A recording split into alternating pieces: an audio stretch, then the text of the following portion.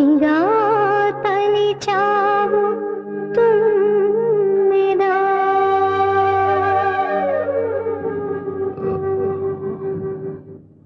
ఇదేమిటిది? గుడికని చెప్పి వెళ్తున్నావు? గుడికి కాదనే, డాక్టర్ రాఘవేంద్రరావు అని ఏంటి స్పెషలిస్ట్. ఖరాబు గొంతు నొప్పి కదా అని. నా మాట విననే. ఇంటికి పని మాట కూడా పెగలడం లేదంటే ఇదేదో థ్రోట్ ప్రాబ్లం ఏంటుంది. అది ముద్రక ముందే. అది నా ప్రాబ్లం. ఇంటికి పని. దయచేసి నా మాట విననే. నీ పాట కోసం తహతహలాడే మాబోటి అభిమానుల కోసం నాకే అభిమానులు లేరు. ఆట పడే యోగం లేదు. తాతయ్య, నేను అనుకున్నది ఒకటి, జరుగుతున్నది ఒకటి. అడుగు అడుగున అవమానాలు, అపజయాలు. వీటితో ఆయన పడుతున్న మానసిక క్షోభ చూస్తుంటే ఆయన ఏమైపోతారో అని చాలా భయంగా ఉంది తాతయ్య. చూడమ్మా, నీకు జాతక రీత్యా చాలా గడ్డు రోజులు నడుస్తున్నాయి. అందుకే ఈ అరిష్టాలని. ఇలాంటి పరిస్థితుల్లో కాస్త మనశ్శాంతి దొరకడానికి ఆ దేవుడికి ఏ అర్చనలో అభిషేకాలు చేయటం మంచిది. లేదు తాతయ్య, నా భర్త నాకు దక్కాలంటే ఈ అర్చనలు, అభిషేకాలు ఈ రాతి దేవుళ్ళకి కాదు, దేవుళ్ళంటే ఆ పెద్ద ఆయనకి. రేయ్, స్నానం చేయరా, వెళ్ళరా, వెళ్ళు. ముందు నాకు నీళ్లు పోసే పెద్దమ్మా. వస్తున్నా. ఎందుకురా? లేలే, వెళ్ళి తుడుచుకో. ఇక్కడ దాకా వచ్చి గంగలో స్నానం చేయకపోతే పాపంరా. ఇదేమిట్రా నా చుట్టూ తిరుగుతున్నావు? వినాయకుడు అన్ని నదుల్లో స్నానం చేయకుండా శివుడు పార్వతుల చుట్టూ తిరిగితే పుణ్యం వచ్చిందని పెద్దనా చెప్పాడు. అందుకనే నువ్వే పార్వతీదేవి అనుకుని నీ చుట్టూ తిరిగాను. ఇక నేను స్నానం చేయకపోయినా పుణ్యం వచ్చేసినట్టే. అయితే అన్నం పళ్ళం చుట్టూ 3 సార్లు తిరుగు, కడుపు నిండిపోతుంది. నువ్వేమిటి మధ్యలో? నేను ఇటుకెళ్ళి వెండి మోసుకుంటా అంతే. ఏమిట్రా ఈ గొడవ? ఇంత పెద్దవాడివై కూడా చెప్పిన మాట వినిపించుకోవేంట్రా? నేను పెద్దవాడిని ఏమిటి? మరి ఇంకా చంటి కుర్రాన్ని అనుకుంటున్నావా? నేను పెద్దనాడి కన్నా పెద్దవాడినా? చాలా పెద్దవాడివి. మరి పెద్దనాన్న అంత పెద్దవాడితే పెద్దనాడికి ఇంకా మీసాలు ఎందుకు రాలేదు? ఓరి బడవా, మీ పెద్దనాన్ననే అడుగు గాని రా. ఆయన్నే అడుగు, ఆయనే చెప్తారు. రారా, మీ పెద్దనాన్ననే అడుగు. ఏమిటోనండి, పిల్లలు గుర్తుకొస్తున్నారు. వాళ్ళమ్మ పోయిన దగ్గర నుంచి వాళ్ళని నా చేతులతోనే పెంచాను. పైగా ప్రతి క్షణం నా కళ్ళల్లో బతుకుతున్నారు. అవును, ఇవాళ సాయి పుట్టినరోజు కదూ? అవునండి. దీర్ఘాయుష్మాన్. ప్రతి పుట్టినరోజున వాడికి నా చేతులతోనే తలంటి స్నానం చేయించేదాన్ని. ఇవాళ వాళ్ళ అమ్మని ఏం బాధపడుతున్నాడో ఏమిటో. నా మాట విన్నా నాన్న. సాయి పిన్ని, నాన్న ఎందుకో ఉన్నట్టు పడిపోయారు పిన్ని.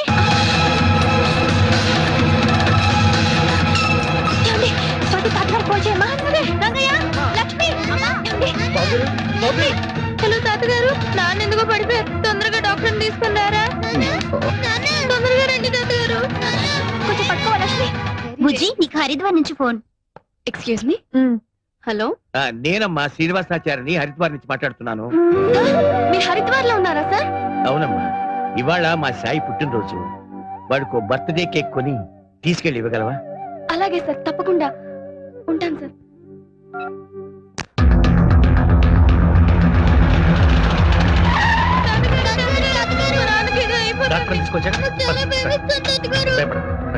ఏమైందమ్మా? అమ్మా, ఎలా ఉంది డాక్టర్? ఆయన ఒళ్ళు కాలిపోతుంది, మాట కూడా మాట్లాడడం లేదు. డాక్టర్ చూడండి డాక్టర్. రంగా, మరేం పర్వాలేదయ్యా, డాక్టర్ తీసుకొచ్చాను. ఎవరు తీసుకురమ్మన్నారు? నీ మొగుడు చచ్చిపోతాడని భయం వేసిందా? అంత మాట అనకయ్యా. డాక్టర్ ఎగ్జామిన్ చేసి టైంకి తగిన మంది ఇస్తే పని తగిన మొదలు ఎవరు దగ్గరలేదు. ఏమండి, ఎవరి మీదండి పంతం? అది కాదు రంగా, డాక్టర్ తీసుకొచ్చింది.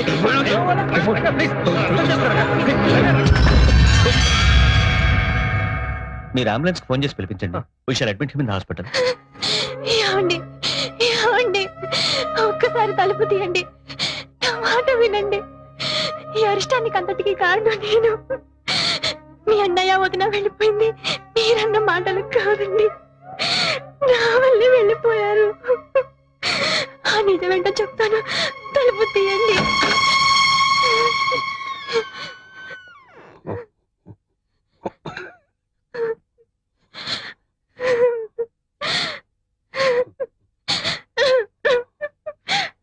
నన్ను క్షమించండి.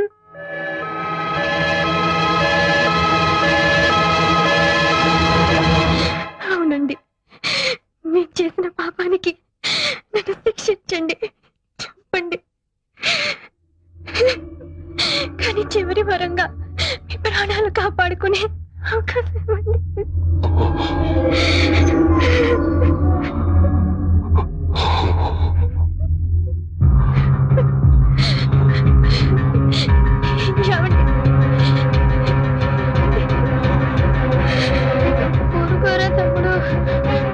అక్క నాన్నకి ఏమీ కాదు.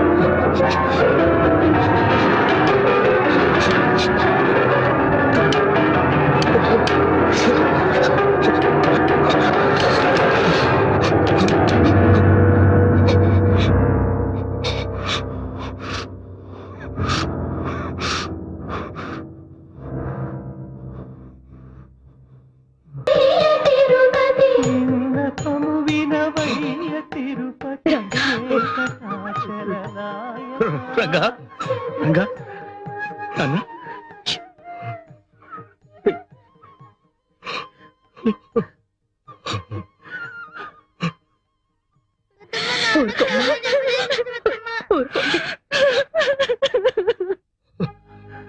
రంగా ఏమిటి ఇది? ఏమిటి అవతారం? తప్పకే శిక్ష అనుభవిస్తున్నాను. ఏమిట్రా నువ్వు చేసిన తప్పు? ఎప్పుడు మాటలు విని నీతో మాట్లాడాను. ఇట్లాంటి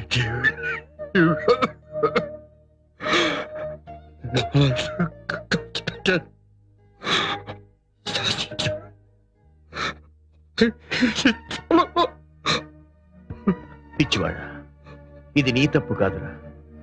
నువ్వు స్వతంత్రంగా బతికే అవకాశం కల్పించాలని, నీ కృషి 10 మందికి ప్రత్యక్షంగా తెలిపి నువ్వెవరో నిరూపించాలని నేను సృష్టించుకున్న వలయం రా ఇది. ఇందులో నువ్వు మమ్మల్ని శాసించను లేదు, మనసు కష్టపెట్టను లేదు.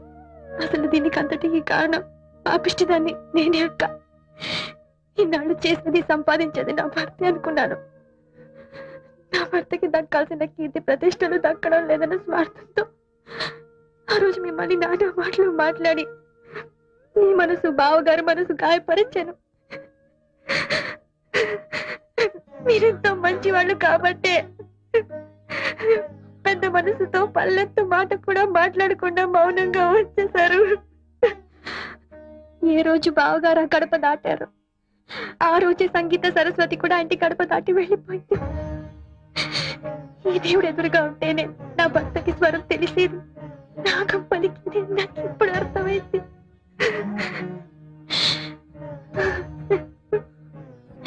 మహాలక్ష్మిలా ఉన్నానని నన్ను మీ ఇంటికి తెచ్చుకున్నందుకు మందరలా ప్రవర్తించి అన్నదమ్ములు వచ్చి చిచ్చు పెట్టాను. దేవుడు లాంటి బావగారిని నా భర్తని విడదీసినందుకే ఆ భగవంతుడు నాకు శిక్ష విధించాడు. అక్క, నేను కోరుకున్నది ఇది కాదక్క. నాకు కావాల్సింది నా భర్త సుఖంగా ఉండడం.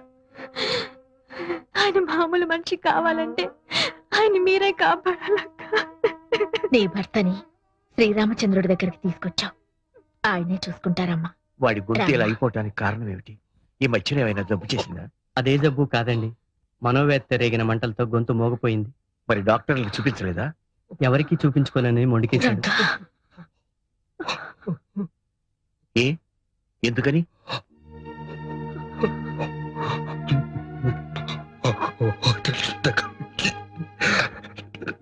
దగ్గర మందులు తీసుకున్నాను. అయితే నే మందిస్తాను, పుచ్చుకో. ఎందుకని? మందు తీసుకుంటాను కానీ తిరిగి ప్రతిఫలంగా వాడి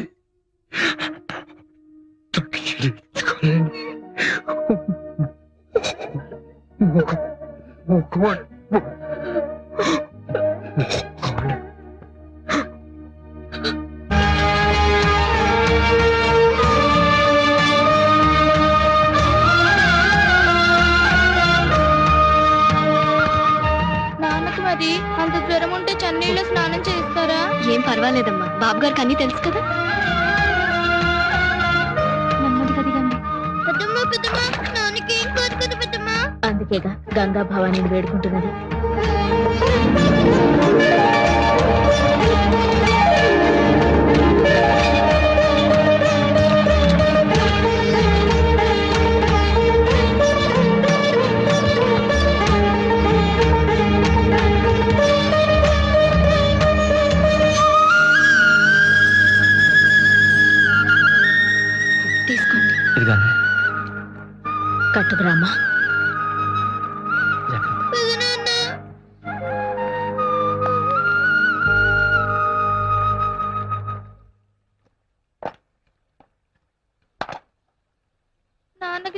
తగ్గిపోవడానికి మంచి మంది పెద్దనాన్న. అలాగేనమ్మా.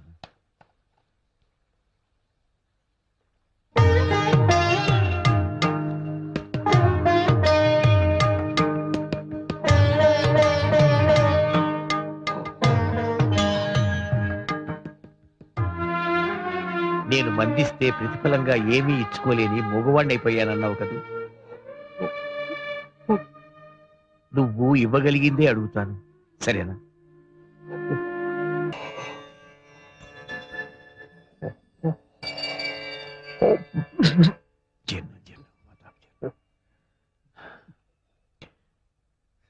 ఏది ఒక్కసారి అన్నాను.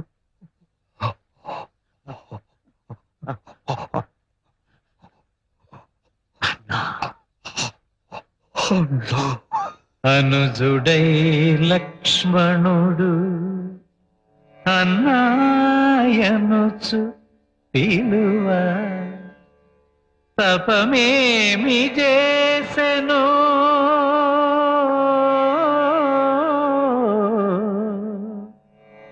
ఈ రామయ్య. అనుజుడై ఆయని పిలువ తపమేమి చేసెను